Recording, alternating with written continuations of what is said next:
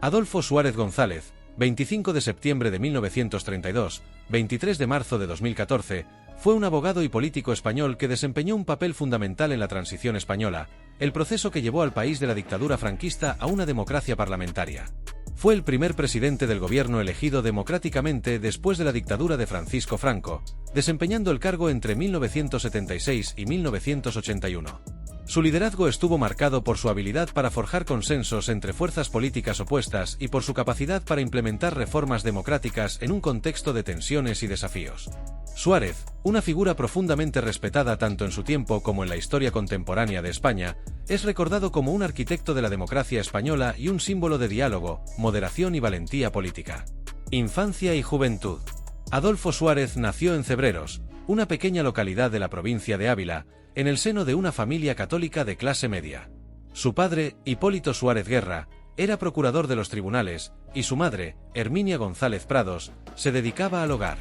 Desde joven, Suárez mostró interés por los estudios y una inclinación hacia el servicio público, influido por la tradición religiosa y política de su entorno. Suárez se trasladó a Madrid para cursar sus estudios universitarios. Se licenció en Derecho por la Universidad Complutense de Madrid, al mismo tiempo que desarrollaba una red de contactos que sería fundamental en su futura carrera política. Durante su etapa universitaria, se involucró en actividades políticas y sociales, destacándose por su carisma y habilidades para el liderazgo. Primeros pasos en la política. Tras completar sus estudios, Adolfo Suárez comenzó a trabajar en la administración pública, ocupando diversos cargos en el régimen franquista. En 1958, ingresó en la Secretaría General del Movimiento, la organización que constituía la estructura política del régimen de Franco. Suárez ascendió rápidamente en la jerarquía del movimiento gracias a su capacidad organizativa y a su habilidad para relacionarse con figuras clave del régimen. En 1961, Suárez fue nombrado gobernador civil de Segovia, un cargo que le permitió ganar experiencia en la gestión pública y que consolidó su reputación como un funcionario eficaz y pragmático. Posteriormente, ocupó otros cargos dentro del régimen, incluido el de director general de Radiodifusión y Televisión en 1969, donde tuvo un papel destacado en la modernización de los medios de comunicación estatales. A pesar de su vinculación con el régimen franquista, Suárez comenzó a mostrarse partidario de una transición hacia una democracia parlamentaria. Era consciente de que el régimen no podía perpetuarse tras la muerte de Franco y de que España necesitaba una apertura política para integrarse plenamente en Europa y en el mundo. La muerte de Franco y el inicio de la transición. El 20 de noviembre de 1975, Francisco Franco murió, dejando a España en un estado de incertidumbre política. El rey Juan Carlos I, quien había sido designado como sucesor por el propio Franco, asumió la jefatura del Estado con el objetivo de liderar un proceso de transición hacia la democracia. En 1976, tras la dimisión de Carlos Arias Navarro como presidente del gobierno, el rey Juan Carlos eligió a Adolfo Suárez como su sucesor. Este nombramiento fue sorprendente para muchos, ya que Suárez era visto como un político joven y sin una base política consolidada, además de estar asociado al régimen franquista. Sin embargo, el rey confiaba en la capacidad de Suárez para liderar un proceso de reformas desde dentro del sistema. Presidente del gobierno. El desafío de la democracia. Adolfo Suárez asumió la presidencia del gobierno el 3 de julio de 1976, en un momento de grandes tensiones sociales y políticas. España estaba marcada por la polarización entre las fuerzas de izquierda, que exigían una ruptura completa con el régimen franquista, y los sectores más conservadores, que se resistían a cualquier cambio. Desde el inicio de su mandato, Suárez dejó claro su compromiso con la democratización de España. En noviembre de 1976, presentó la Ley para la Reforma Política, que establecía las bases para la transición hacia una democracia parlamentaria. La ley fue aprobada por las Cortes franquistas y posteriormente ratificada en un referéndum celebrado en diciembre de 1976, en el que obtuvo un amplio respaldo popular. Uno de los grandes logros de Suárez durante esta etapa fue la legalización de los partidos políticos, incluido el Partido Comunista de España, PCE, que había sido ilegal durante toda la dictadura. Esta decisión, tomada en 1977, generó fuertes críticas por parte de los sectores más conservadores, pero fue fundamental para asegurar la participación de todas las fuerzas políticas en el proceso democrático. Las elecciones de 1977, el primer gobierno democrático. El 15 de junio de 1977, España celebró sus primeras elecciones democráticas desde 1936. La Unión de Centro Democrático, UCD, el partido liderado por Adolfo Suárez, obtuvo la mayoría de los votos, aunque sin alcanzar una mayoría absoluta en el Congreso de los Diputados. Suárez fue nombrado presidente del gobierno, convirtiéndose en el primer líder democrático de la España posfranquista. El gobierno de Suárez tuvo como principal objetivo la redacción y aprobación de una nueva constitución que consolidara el sistema democrático. A través del consenso y el diálogo, Suárez logró reunir a representantes de todas las fuerzas políticas, desde la derecha hasta la izquierda, para trabajar en la elaboración del texto constitucional. El resultado fue la Constitución de 1978, que fue aprobada en referéndum el 6 de diciembre de ese año. La Constitución de 1978 estableció a España como una monarquía parlamentaria, garantizando los derechos y libertades fundamentales y sentando las bases para la descentralización territorial a través de las comunidades autónomas. Este logro consolidó a Suárez como un líder histórico y como el artífice de la transición democrática. Tensiones y retos en la transición. El gobierno de Adolfo Suárez no estuvo exento de desafíos y tensiones. La transición democrática tuvo que enfrentarse a la amenaza del terrorismo, tanto de ETA como de grupos de extrema derecha, que buscaban desestabilizar el proceso.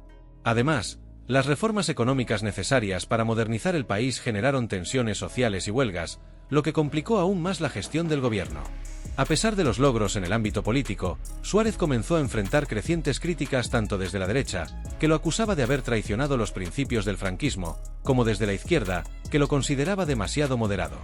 Las tensiones internas en la UCD también dificultaron su labor como presidente.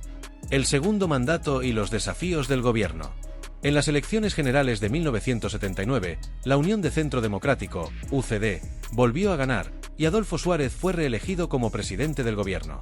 Sin embargo, este segundo mandato estuvo marcado por una creciente inestabilidad política, económica y social. Aunque la aprobación de la Constitución de 1978 había sido un logro histórico, los desafíos de su implementación comenzaron a manifestarse. 1. La construcción del Estado autonómico. Uno de los principales retos del segundo mandato de Suárez fue la construcción del Estado autonómico, establecido en la Constitución de 1978. Este proceso implicaba la creación de comunidades autónomas con competencias propias, lo que generó tensiones entre los sectores que defendían una mayor descentralización y los que temían que el modelo territorial debilitara la unidad de España. Las demandas de autonomía de regiones como Cataluña, el País Vasco y Galicia, que tenían una fuerte identidad cultural y lingüística, se convirtieron en un tema prioritario para el gobierno. Suárez trabajó para garantizar que estas demandas se canalizaran dentro del marco constitucional, pero el proceso fue complicado y generó tensiones con los sectores más centralistas, incluidos algunos miembros de la UCD. En el caso del País Vasco, las demandas de autonomía se combinaron con la violencia de ETA, que intensificó sus atentados durante este periodo. Suárez tuvo que enfrentarse a la amenaza del terrorismo mientras intentaba negociar un modelo de autonomía que satisficiera las demandas de la sociedad vasca. 2. La crisis económica. La década de 1970 fue un periodo de crisis económica global, marcada por el aumento de los precios del petróleo y la recesión económica en muchos países.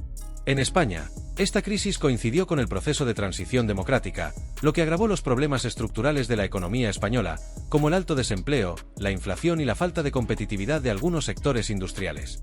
El gobierno de Suárez implementó una serie de medidas para hacer frente a la crisis, incluyendo pactos sociales como los pactos de la Moncloa en 1977, que habían sido fundamentales para estabilizar la economía y garantizar la paz social en los primeros años de la transición. Sin embargo, las reformas económicas necesarias, como la modernización de la industria y la contención del gasto público, generaron descontento social y tensiones con los sindicatos. La crisis económica debilitó el apoyo popular al gobierno de Suárez y aumentó las críticas desde la oposición, que acusaba al gobierno de no tener una estrategia clara para afrontar los desafíos económicos. 3. Tensiones políticas y el declive de la UCD. La Unión de Centro Democrático, el partido liderado por Suárez, comenzó a fracturarse durante su segundo mandato. La UCD había sido creada como una coalición de distintos grupos políticos, incluyendo democristianos, liberales y reformistas, con el objetivo de liderar la transición democrática. Sin embargo, las diferencias ideológicas entre estos grupos se hicieron más evidentes con el tiempo, y las luchas internas comenzaron a erosionar la cohesión del partido.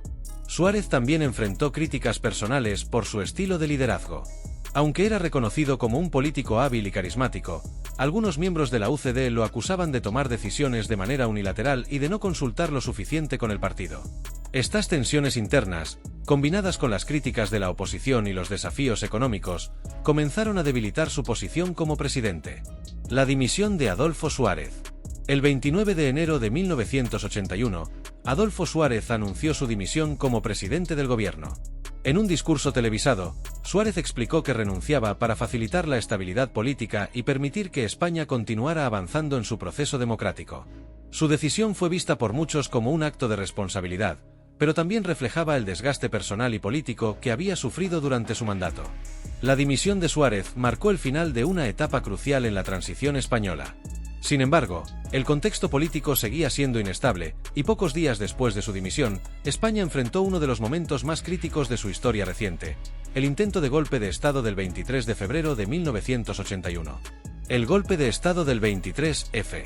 El 23 de febrero de 1981, durante la votación en el Congreso para investir a Leopoldo Calvo Sotelo como presidente del gobierno, un grupo de guardias civiles liderados por el teniente coronel Antonio Tejero irrumpió en el hemiciclo y tomó el edificio como parte de un intento de golpe de Estado.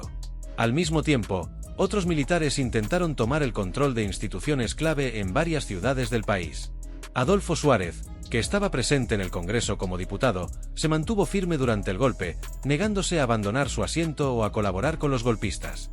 Su actitud, junto con la de otros líderes políticos como Santiago Carrillo, PCE, y Manuel Gutiérrez Mellado, fue un ejemplo de valentía y contribuyó a frustrar el golpe. El papel del rey Juan Carlos I fue fundamental para detener el golpe de Estado. En un mensaje televisado, el rey reafirmó su compromiso con la Constitución y ordenó a los militares que regresaran a sus cuarteles. Este mensaje fue clave para desactivar el intento golpista y consolidar la democracia española. La fundación del CDS y el fin de la carrera política.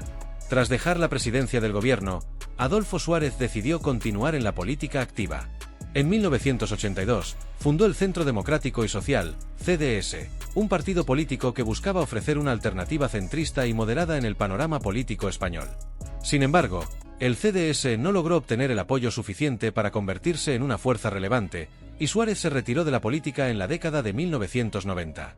A pesar de su retirada, Suárez siguió siendo una figura respetada en la política española, reconocido por su papel crucial en la transición democrática. Su capacidad para construir consensos, su compromiso con la democracia y su valentía en momentos críticos lo convirtieron en un símbolo de la España moderna. Últimos años y reconocimientos. En sus últimos años, Adolfo Suárez se retiró de la vida pública debido al deterioro de su salud. En 2003, su familia anunció que sufría de Alzheimer, una enfermedad que lo mantuvo alejado de los actos públicos y políticos. Suárez falleció el 23 de marzo de 2014 en Madrid, dejando un legado imborrable en la historia de España. Tras su muerte, Adolfo Suárez recibió numerosos homenajes y reconocimientos, tanto a nivel nacional como internacional. El gobierno español decretó 3 días de luto oficial, y su funeral fue una ceremonia de Estado a la que asistieron líderes de todas las fuerzas políticas.